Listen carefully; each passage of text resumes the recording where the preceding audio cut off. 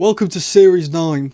I've got the Sonic shades on. They actually don't appear in this episode. The shades do, but we don't get the reveal that they're Sonic until the next one. So I suppose I technically could pull this out. I made a big deal about it being the last time I used this in the last episode. But, yeah, I won't use this. This does feature in the episode, though, but it's all destroyed and stuff. You could actually buy it destroyed, I'm pretty sure, if I remember correctly, but I never did. Welcome to Series 9. This is actually a series that, when I got older, I've appreciated way more for what it was. When I was a kid, I really liked the first four, so this two-parter and the Ghost two-parter, and then after that I just dropped off, and that's when I started to really dislike Doctor Who. This was at the point where I started to fall off a bit, and then we had a gap year, and I tried to watch Class, and it was crap, and then I never really got into Series 10, because I went into it with a bad mindset. This is really good, though. I like this series, and I like the opener, but I do really like the series more as I've gotten older. This opener is... Oh, the spoilers going ahead, by the way. If you don't want spoilers, then click off. If you haven't seen this episode, the next episode, the whole series, or the whole of Capaldi's run, maybe turn off now.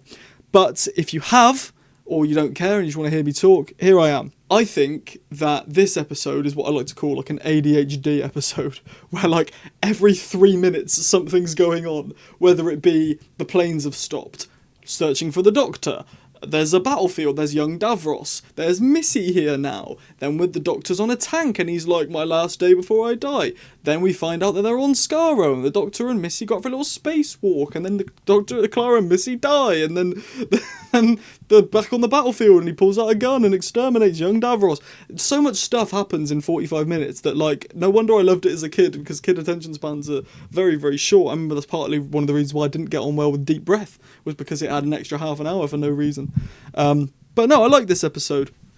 Let's jump into some of the things that I liked about it the most. We open by just starting the searching for the Doctor, and I like this, I do. I just wish we didn't see him before now. We saw him in the opener behind the rock. And I like the prequel as well, the prologue, do they call it? The new series prologue with Ohila from Khan and the Doctor. I love that prologue. It's a really, really good prologue. But I am not a fan of the fact that we see him in the actual episode, because we're searching for the Doctor. So when we see him on the tank, it's not as monumental for us because we've already seen him on the rocks of Khan. And also, isn't Colony Sarv meant to be like slithering around the place or whatever? Surely he'd see the Doctor behind a rock, so that doesn't make much sense to me. I just wish the Doctor wasn't there. But hey ho, that's fine. But no, the prologue I really, really like. If you haven't seen the prologue, a lot of people skip the prologue or the minisodes. There's a minisode for this whole series called The Doctor's... Oh, what's it called? It's called like The Doctor's Seek, or hold on, I've got to find it. Hold on. The Doctor's Meditation. That's the one. So close. Yeah, the prologue, both prologues for this series are really, really good, I think. IMO. I like when we see the Doctor on the tank, because I think it's cool, but it's not meant to be cool. It's meant to be the Doctor thinking he's cool. So he does the stereotypical things that are cool but aren't. Like, I think if he was trying to be a roadman, he'd do the whole, like, sagging trousers and, like, you see an accent and stuff like that, which isn't cool to us lot because we're not them, but to them they think it's really cool. But I wear these shades genuinely day to day because I think they're ironic, and a lot of it comes from my other friend who wears shades, but now I think to it, Peter Capaldi's part of the reason why I probably wear these, to be honest. So, yeah, I am a big fan of the shades, and just the Doctor overall I think is really cool. Like, the word dude isn't cool, but it is... People think it's cool, if that makes sense. People who don't get it, I don't know how to explain it. You probably understand what I mean. Like, it's a cool word, but nobody cool uses it. That's a perfect way of using it. So I like that, and I just like the way he treats Clara at the beginning when he gives her a hug. Oh, he gives her a hug, and she's like, "Oh, I didn't know you liked hugs," and he says, "Well, you know, hugging's just a great way to hide your face," which is exactly what he said in the series finale of Series 8. He's like, you can't trust a hug because it's just a good way to hide your face, and now he's saying that it's just good. It's really, really good. And the whole, like, when do I not see you? There was a crowd too. Series 9 has probably peak 12th Doctor's quotes, quippiness. Quips, we'll call them quips. I think Series 10 is peak 12th Doctor, but Series 9 has like peak comeback Doctor. I don't know, maybe I'm making it up, but that's what I think. And I love the way in this episode specifically he is around Clara and around just the way he says things and presents himself in this episode, I find to be really nice and wholesome. And it's a big change from his Series 8 mindset of like, just being grumpy all the time. Because that's why I love the Series 8 finale so much, because it's him just realising he's an idiot. That's all he is. He's not some god. He's an idiot with a screwdriver and a police box, and he travels around and saves people. And that is why, that is exactly why he's acting this way in this episode. He's sort of having a midlife crisis. And a lot of people they don't like the fact that Doctor changes complete personalities over the series, but I think it's perfectly set up. And part of it might be, sure, that they realised that a lot of people didn't like the grumpy Doctor, but they do represent the reason why he changed very well in the script. So I think that's fine. If you set it up, people could not like it, but they can't say that it came out of nowhere. It's set up. Missy's back.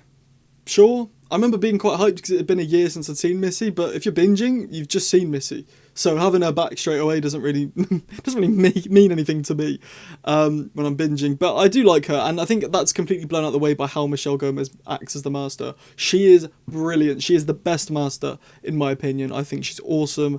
And I'm glad she's back, and I think she fits well into the story. I do. I don't think she's just there. I think she would want to find the Doctor as well if he'd gone missing.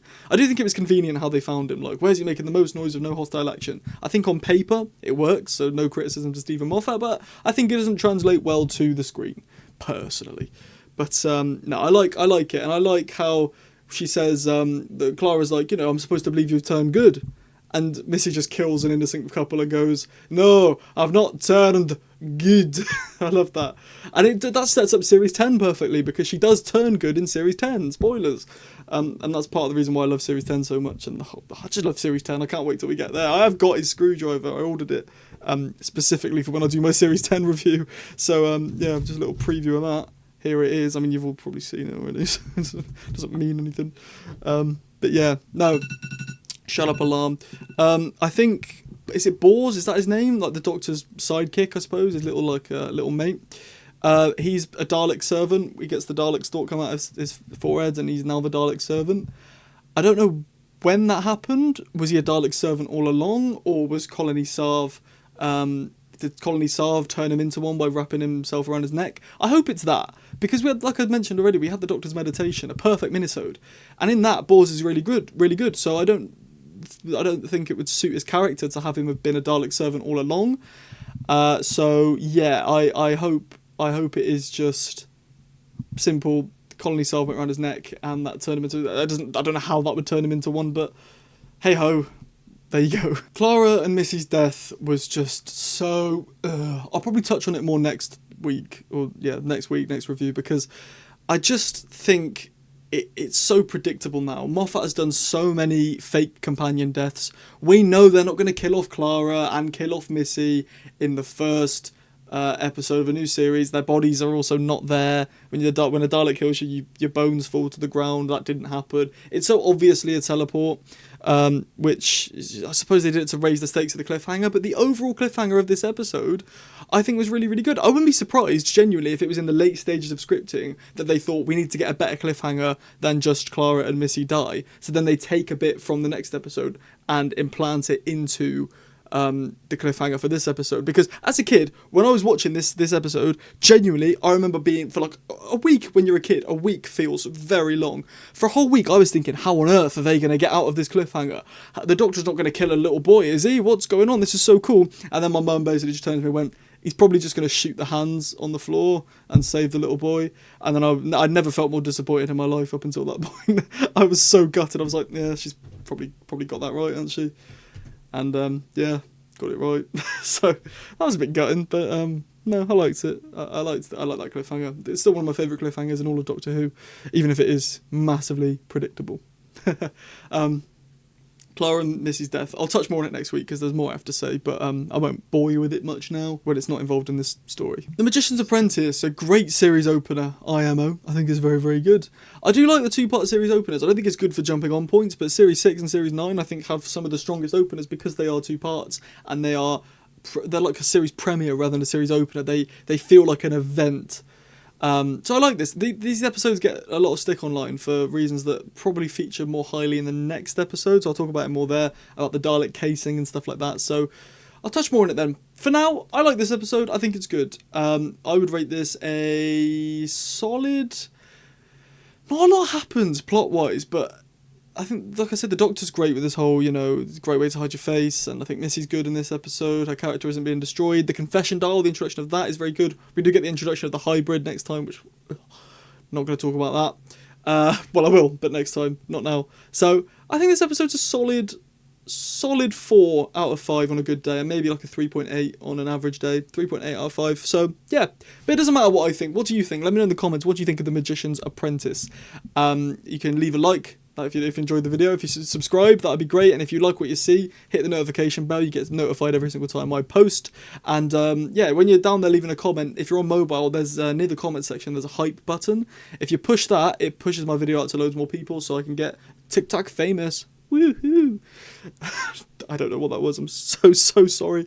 And if you want to help me out in a monetary way, of course, you can become a channel member, where you get access to member-only videos, and you get a shout-out at the end of every video as well. Or don't do that, and you can, for a couple less quid, a little bit less money, you can just leave a super thanks. You get a shout-out at the end of the next video, or don't do any of it. You can just go back to eating chips, watching telly, and going to bed.